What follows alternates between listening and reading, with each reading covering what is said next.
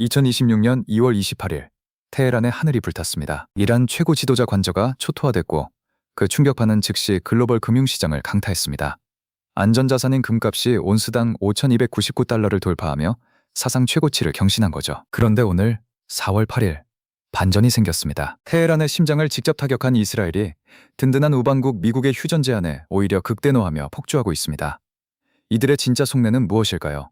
답은 3년 전으로 거슬러 올라갑니다. 2023년 10월 7일 이스라엘은 역사상 최악의 정보 실패를 경험했습니다. 하마스의 기습 공격을 전혀 예측하지 못한 채 속수무책으로 당한 그날 이스라엘 정보기관의 자존심은 바닥까지 무너졌습니다.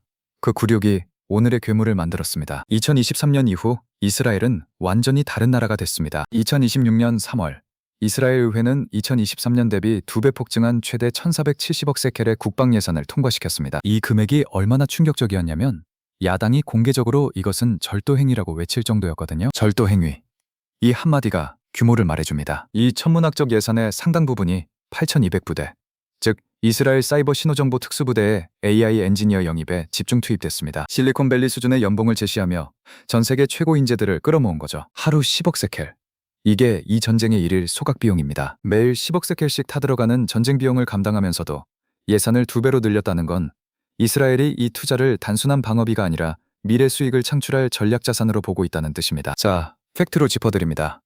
이스라엘이 하루 10억 세켈을 쏟아부으면서도 경제적 가성비를 확보할 수 있었던 비결, 바로 AI 타격 시스템 가스펠과 라벤더입니다. 숙련된 정보 분석관이 1년 동안 찾아낼 수 있는 표적이 50개였습니다. AI는 하루에 100개, 단 3분 만에 평가합니다. 인간의 속도와 비교하면 1년치 작업을 오전 커피 한 잔 마시는 시간 안에 끝내는 셈이거든요. 공습 초기 24시간 동안에만 1,000개 이상의 타겟이 지워졌습니다. 1,000개를 24시간 안에, 그것도 AI가 선별해서. 이건 전쟁의 문법 자체가 바뀐 겁니다. 기존의 전쟁이 장기전 소모전이었다면 이제는 데이터 우위를 가진 쪽이 첫 24시간에 판을 결정지어버리는 구조로 변한 거죠. 이 속도 앞에서 상대방은 대응할 시간조차 없습니다. 그런데 여기서 가장 소름돋는 부분이 나옵니다. 이스라엘이 이란 고위층의 위치를 파악하는데 군사 레이더는 필요 없었습니다. 타겟의 위치를 알린 건 다름 아닌 이란 고위층 본인들의 스마트폰과 스마트워치였거든요. 에픽 퓨리 작전 당시 테헤란 시내 교통 카메라가 통째로 해킹됐습니다. 이란 국민 수천만 명이 쓰는 국민 앱 바데사바도 마찬가지였죠. 도시 전체의 눈이 이스라엘의 눈이 된 겁니다. 이란 당국의 반응은 즉각적이었습니다. 공포에 질린 이란 당국은 고위급 인사들의 스마트폰 사용을 전면 금지했습니다. 편의를 위해 손에 쥐고 다니던 기기가 자신을 향한 미사일의 유도장치가 됐다는 사실을 뒤늦게 깨달은 거죠. 쉽게 말하면 이렇습니다. 이란 장군이 아침에 길을 건너며 걸음수를 재던 스마트워치가 그의 위치를 정확히 이스라엘 작전실로 전송하고 있었던 겁니다. 이건 단순한 해킹 이야기가 아닙니다. 교통카메라, 국민 앱, 스마트워치. 이 모든 것은 우리가 편의를 위해 만든 일상의 디지털 인프라입니다. 이스라엘은 그 인프라를 통째로 미사일 유도 시스템으로 전환해버린 거죠.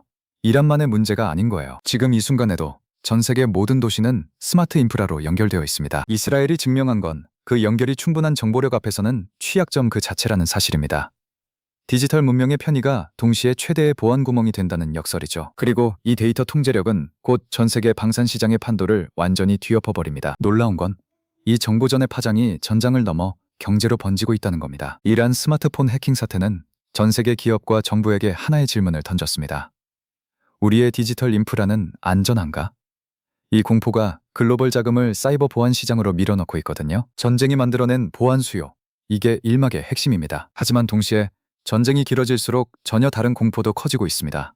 AI발 고용위기에 중동전쟁 악재까지 겹치면서 글로벌 경제에 퍼펙트 스톰이 발생할 위험이 현실로 다가오고 있는 거죠. AI가 일자리를 없애고 전쟁이 유가를 올리고 금리는 내리지 않는 상황. 이 세 가지가 동시에 진행된다면 그건 단순한 경기 침체가 아니라 디스토피아적 시나리오에 불을 지핀 것이나 다름없습니다. 이 막에서 그 전모를 보여드리겠습니다. 지금까지 이스라엘을 위협적인 군사 강국으로만 생각하셨죠?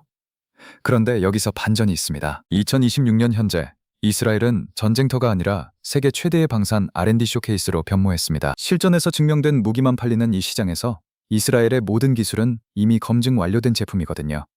그 핵심이 아이언빔입니다. 고출력 레이저 아이언빔의 1회 발사 비용은 고작 1달러에서 2달러입니다. 반면 이것이 격추하는 드론이나 로켓의 가격은 수천 달러에서 수백만 달러에 달하죠.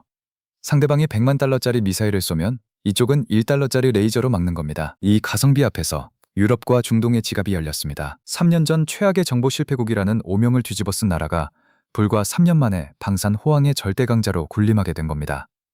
실패의 상처가 오히려 전례 없는 혁신의 연료가 된 셈이죠. 이스라엘의 무기는 이제 물리적 타격을 넘어섰습니다. 2026년 4월 4일부터 시작된 공습으로 이란 석유화학 수출의 85%를 담당하는 아살루에 단지가 마비됐습니다. 이건 이란의 외화 수입 파이프라인을 직접 끊어버린 겁니다.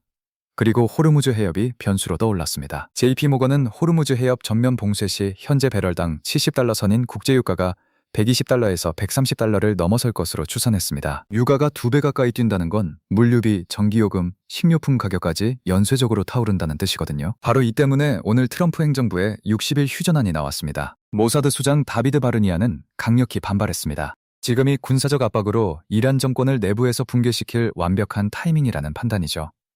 미국의 손을 빌리지 않아도 독자적인 경제 제재 능력을 쥔 이스라엘은 이제 미국의 통제 자체를 거부하고 있는 겁니다. 한국에는 어떤 신호일까요? 오늘 코스피는 미국의 휴전 개입 소식에 7% 가까이 급등하며 5,900선 회복을 눈앞에 뒀습니다. 정유업계엔 가뭄의 단비가 내린 셈이죠. 하지만 결제회사 블록이 AI 활용을 이유로 4,000명을 감원한다고 발표한 것처럼 AI발 고용위기와 전쟁이 동시에 진행되는 이 상황은 여전히 디스토피아적 시나리오의 불씨를 안고 있습니다. 반면 이란 해킹 사태에 놀란 글로벌 자금이 안랩, 지니언스 같은 국내 사이버 보안 기업으로 쏟아지며 이들은 역대급 반사이익을 누리고 있습니다. 120조 원의 수주 잔고를 돌파한 K방산 빅4의 2026년 2분기 핵심 타겟, 화면 우측 영상을 클릭해 바로 확인하시기 바랍니다. 그렇다면 이 모든 혼란의 진원지, 이스라엘은 지금 어떤 판을 짜고 있을까요? 여러분이 이스라엘 모사드 수장이라면 지금 이 순간 미국의 휴전 제안을 받아들이겠습니까? 아니면 거부하겠습니까? 답은 생각보다 단순합니다. 이스라엘은 지금 경기 후반, 상대 골문 앞에 서 있습니다. 2026년 4월 4일부터 시작된 공습으로 이란의 석유화학 수출 심장부인 아살루의 단지가 마비됐습니다. 이란 정권 입장에서는 주전 공격수를 전반전에 이미 부상으로 잃은 셈이거든요. 후반전 교체 카드도 없는 상황에서 상대는 추가 득점을 노리고 있습니다. 여기서 트럼프의 60일 휴전안이 등장했습니다. 바르니아 국장의 판단은 명확합니다. 지금 멈추면 이란에게 회복할 시간을 주는 것과 같습니다. 군사적 압박이 이란 정권 내부의 균열을 최대로 벌려놓은 이 타이밍을 60일짜리 휴전으로 날려버릴 수는 없다는 거죠. 결정적으로 이스라엘은 이제 미국의 허락 없이도 이란 경제를 직접 조준할 수 있습니다. 과거 이스라엘의 대이란 압박은 미국 주도 금융 제재에 편승하는 방식이었습니다. 그런데 2026년 현재는 다릅니다. 공습 한 번으로 이란의 외화 수입 구조를 직접 흔들 수 있는 독자적 경제 타격 능력을 손에 쥔 겁니다. 동맹국의 승인을 기다리지 않아도 되는 나라가 된 거예요. 그런데 이 모든 능력이 하늘에서 뚝 떨어진 게 아닙니다. 2026년 3월 이스라엘 의회에서 국방비 대폭 증액안이 의결됐을 때 야당 의원들은 단상에서 이것은 절도 행위라고 외쳤습니다. 단순한 정치적 수사가 아니었거든요. 복지, 교육, 인프라 예산이 통째로 군사 R&D 쪽으로 빨려 들어가는 구조였으니까요. 비유하자면 이렇습니다. 온 가족이 허리띠를 졸라매며 아끼는 동안 집안의 모든 돈이 한 명의 훈련비로만 쏟아지는 겁니다. 나머지 가족은 불만이 터져 나올 수밖에 없죠. 하지만 그 투자의 결과가 지금 전장에서 나오고 있습니다. 8시20 공부대에 쏟아진 AI 엔지니어 영입 비용, 아이언빔 실전 배치 비용, 사이버 정보망 고도화 비용, 이 모든 것이 절도 행위라는 비판을 감수하면서까지 집행된 예산의 산물입니다. 그리고 그 산물은 지금 유럽과 중동의 계약서로 돌아오고 있는 거예요. 논란이 클수록 베팅이 컸다는 뜻입니다. 비판의 목소리가 클수록 그 투자가 얼마나 과감했는지를 역설적으로 증명하는 겁니다. 이스라엘은 내부 반발을 감수하면서까지 단기 희생을 선택했고 그 대가가 지금 방산 시장의 절대 강자라는 지위로 돌아온 셈이죠. 자, 이제 시선을 한반도로 옮겨보겠습니다. 오늘 트럼프 행정부의 휴전 개입 소식은 한국 정유업계에 단숨에 숨통을 틔워줬습니다. 호르무즈 해협을 통과하는 원유 공급이 다시 열릴 수 있다는 기대감이 시장에 퍼진 거거든요. 봄 가뭄 끝에 내린 첫 빗소리 같은 안도감이랄까요? 하지만 동시에 다른 공포가 시장 바닥에 깔려 있습니다. AI가 일자리를 대체하고 전쟁이 공급망을 흔들고 고금리 장기화가 신용을 압박하는 세 가지 악재가 동시에 진행 중입니다. 어느 하나만으로도 충분히 버거운데 세 개가 같은 계절에 몰려온 거예요. 마치 태풍, 폭염, 산불이 같은 여름에 겹치는 것처럼요. 그런데 여기서 반전이 있습니다. 이란의 디지털 인프라가 통째로 뚫렸다는 소식은 전 세계 기업과 정부의 보안 담당자들에게 경보음을 울렸습니다. 그 공포가 자금으로 바뀌어 안랩, 지니언스 같은 국내 사이버 보안 기업으로 흘러들어가고 있는 거죠. 위협의 진원지에서 가장 멀리 있는 나라의 방어 전문가들이 오히려 수혜를 입는 구조입니다. 전쟁은 중동에서 나고 있지만 그 청구서는 전 세계 IT 보안 예산으로 날아오고 있는 셈이거든요. 이스라엘의 AI 정보전이 쏘아올린 파장은 단순히 중동 지역의 지정학 문제가 아닙니다. 이번 전쟁은 하나의 기준점을 바꿔놓았습니다. 국가의 군사력을 측정하는 방식이요. 탱크와 전투기의 숫자가 아니라 얼마나 정밀하게 상대의 경제 신경망을 끊어낼 수 있는가가 새로운 척도가 된 거예요. 체급이 달라도 데이터를 지배하는 쪽이 이기는 시대가 열린 겁니다. 그렇다면 투자자 입장에서 이 흐름을 어떻게 읽어야 할까요? 판단 기준은 하나입니다. 이 기업이 파는 것이 전쟁 이후에도 팔리는가? 입니다. 드론 격추 레이저는 전쟁이 끝나도 국경 방어에 쓰입니다. 사이버 보안 솔루션은 평화 시에도 기업 필수제가 됩니다.